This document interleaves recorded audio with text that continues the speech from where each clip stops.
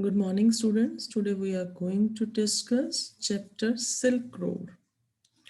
Okay, so basically, Silk Road, the story is written by Nick Middleton, and this chapter is about the narrator's journey from slopes of Ravu is a name of place, to Mount Kailash to complete the Kora. Kora is a kind of meditation performed by Buddhist believers. And to bid him farewell, to say him goodbye, to give him a farewell, Lamo is a female, gave him a long sleeve sheepskin coat, and for that they hired satin car for his journey and took Daniel along to escort him to Darchen. Now see, this is Silk Road. This is the map of China, and this yellow lane. Very evidently, you can see this is Silk Route, and it's a land route, connected route for used for silk trading. The Silk Road was the network of trade routes which connected the east and west and was central to economic, culture, political, and religious interaction. Basically, the Silk Road referred to the land routes connecting East Asia, Southeast Asia, South Asia, Persia, the Arabian Peninsula, East Africa, and Southern Europe. Basically, it was used for silk trading in China at that time. So let's discuss its explanation part. A flawless half moon, flawless, perfect half moon. So this image you can see this is half moon. Okay, in a perfect blue sky in the morning, we said our goodbye. Extended banks of cloud like long French loaves. This is called loaf. Loaf. It's a bread shaped. This image you can see. It's a bread shaped and baked in one piece, which is usually sliced before being eaten. Okay. As the sun emerged, means as the sun rises, to splash the distant mountain tops with the rose tinted pink. It's a pink. Now the narrator was heading towards the Mount Kailash, okay, to complete the Kora, okay, and so they are just giving the view. The clouds look like French bread and which glowed pink because of the sun, which spread a splash of rays on the mountain tops. That's why the sky is looking pink tinted, glowed. Okay. Now that we were leaving Ravu, Ravu is a name of place, and Lamo said, Lamo is a female. What she has told, she said that she wanted to give him a farewell gift. Okay. So this image you can see it's pink tinted sky means blush pink in color early in the morning at the dawn time when you can see this is the picture of pink tinted sky.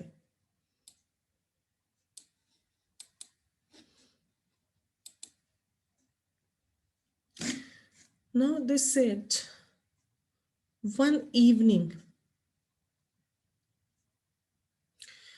I had told her through Daniel, okay, I had told her through Daniel that I was heading towards Mount Kailash to complete the Kora, to complete the Kora, to complete the meditation, believed by Buddhist believer, and she had said that I ought, means I should, to get some warmer clothes. I need that, she told me that I need some kind of warmer clothes. After ducking back means going inside and coming back, going inside and coming back.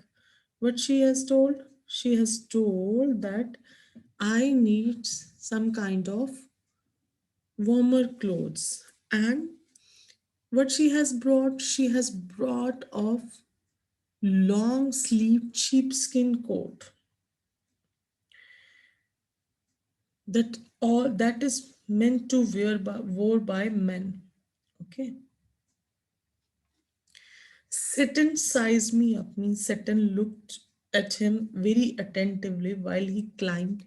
Satan sized me up as we climbed into his car. Okay. He declared Dacoba, sir. Dacoba means shepherd. In their local language, he told Dacoba means shepherd.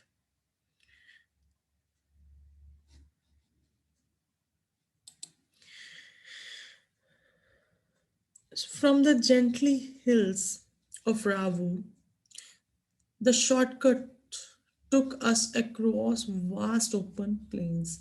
To reach to their destination, they took a shortcut. And from the gently means gently rolling hills, it means the slope of those mountain was not so steep. It was gentle, it was easy. It was easy. Now the route was filled with open place in Ravo. Okay. The shortcut they took, that route was filled with open plains, and the slopes are not so steep, they were easy.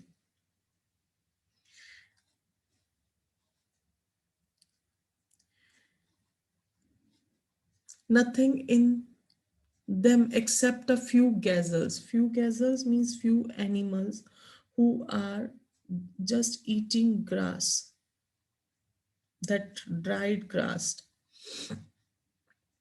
that would look up from nibbling, taking small bites, take a small bite from the arid, dry, very less rain, having little rain or no rain. Pastures means grass, and frown means to disapprove of something, frowning. Before bounding away into the void means to the some kind of unknown place, that empty place. Now I have told you earlier the route was filled with open place in Ravu where gazelles animals were eating grass from the land which had little rain and disapproved while hopping back in the void, in the empty place, emptiness. Okay. Now, further on, where the plains became more stony, then grassy, a great herd, means a great group of wild ass came into view. Satan told us that as we were approaching to them long before they appeared gang. Now, Satan told him that they were approaching the wild asses long before they appeared there. And Satan pointed out a huge pile of dust which he called Kang in his local language. There is a pile of dust. Okay. And when we drew near, I could see the herd galloping in mass. In mass means in a group. As they went nearer to the destination, they could see a large group of animal progressing in a fast and uncontrolled manner. Like, okay, uncontrolled manner. What they were doing, wheeling and turning in tight formation as if they were practicing maneuvers. Maneuver means series of movements, or you can say military exercise, or you can say the predetermined practice. Some predetermined course, plumes of dust billowed into the crisp clean air. Now, here they can see the wild ass animals are approaching towards them in an uncontrolled manner, like they were doing some kind of military exercise or predetermined moves. And there was a trail of dust filled with air.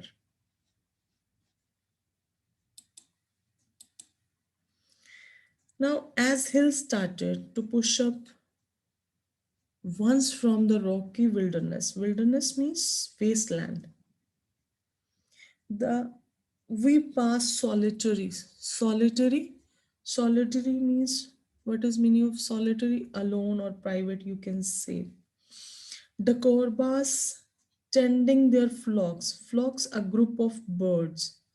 So they said, as they moved past the rocky area, they came across the private koras nurturing their group of birds. Sometime men, sometime women, these well wrapped figures would pause and stare. Stare means to look. Stare to look at our car. Both men and women, both men and women stared at their car, and some also waved them. Here, stare at our car, occasionally waving as we passed, and some of them just waved at them also. As they moved, when the track took us close to their animals, the sheep would take evasive action. Evasive means sudden, quick, very sharp, very slippery. Veering away means to change the direction suddenly from the speeding vehicle. Now, as they moved closer to the animals, the sheep would take a very slippery path and would suddenly move into another direction, away from the car, escape from the car. We pass nomads. Nomads means Egyptian who move from one place to another place. So what they have they witnessed nomads tents, which were dark tents pitched in splendid isolation. Isolation means complete loneliness. And they witnessed nomads tents which were dark in complete isolation. Okay, with a huge black dog, with a and a big black Tibetan Mastiff standing as a guard. They witnessed nomad tents which were dark in complete isolation and a big black Tibetan dog standing as their guard. These beasts, these animal woodcock with their great big heads, means they have a great big heads. This is Tibetan Mastiff dogs. Okay, this is the picture of these animals, these creatures, they are fearless. Okay, these shaggy monsters are fearless. So here we were. They have great big heads. Okay, and they are very much aware. They are very much aware about our presence. And these, they fix become aware of our approach and fix us in their sight. As we continue to draw closer, they would explode, means they just they just came into action, speeding directly towards us like a bullet, means they ran so fast, they ran so quickly like a bullet from the gun. These shaggy monsters, now they are talking about dog, this. These shaggy monster blacker than the darkest night, means they are black, blacker. Those bushy creatures are blacker than the normal black, who wore a bright red collar. These Tibetan mastiffs who wore a bright red collar. They were completely fearless. They were completely fearless of our vehicle, shooting straight into our path, causing Saturn to brake and swerve. Swerve means change direction suddenly. Okay, the dogs were so fearless and they were running towards the car, and Saturn has to apply brakes and change direction suddenly. Okay, the dog would make chase for 100 meters. The dogs ran after them for 100 meters more, and then they just easing off. Here, meter or so before easing off, having seen us off the property, it wasn't difficult to understand why ferocious, why so angry. Ferocious, very violent. Tibetan Mastiffs became popular in China's imperial court as hunting dogs, brought along the Silk Road in ancient time, means in an old time, as tribute from Tibet. So these Tibetan Mastiff became very popular in China's royal court, and as hunting dogs. They were brought along the Silk Road as tribute in old times from Tibet. Okay.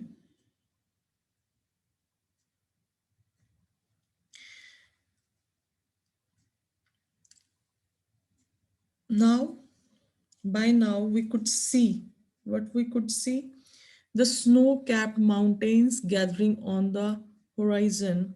We entered a valley where the river was wide and mostly cloaked with ice, brilliant white and glinting in the sunshine. Here they are saying that as they passed the area, the river, the snow capped river, means here snow capped means the top of the mountains are covered with snow. The mountains, and now they entered the valley, which was covered with wide river, covered with ice, fully ice, with which was white and shiny in the presence of sun. And the track was moving along the river bank as they gained height and the valley was closing towards them. Means here one liner. They entered the valley which was covered with white river, and this brilliant white and glinting in the sunshine means uh, they are talking about the ice which was white and shine in the sun, which look like very shining in the presence of sun. Okay, thanks for watching. The remaining part we'll do in our next video.